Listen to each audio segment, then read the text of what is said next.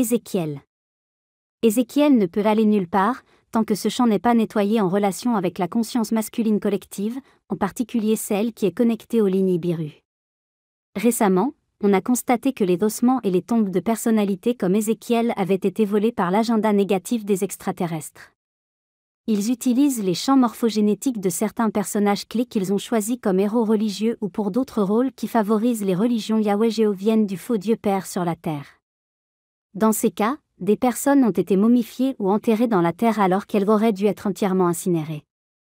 Ceci est également lié à la chronologie des massacres de Masada et à Hérode Ier, à qui Ézéchiel a donné des prophéties explicites de nombreuses années auparavant.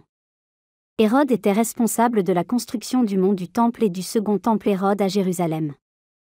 La malédiction de Yahvé est liée à Ézéchiel et à la matrice du sextant qui était utilisée pour raccourcir la durée de vie humaine et tuer le corps.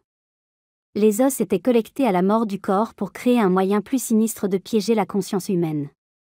Ainsi, la conscience est piégée par les os du corps mort qui sont enterrés ici, dans la terre. C'est ce qui est arrivé à Ézéchiel et il est maintenu en place par sa prophétie religieuse qui est une construction extraterrestre dans la terre. Ceci est très important dans la chronologie de la corruption élémentaire du corps.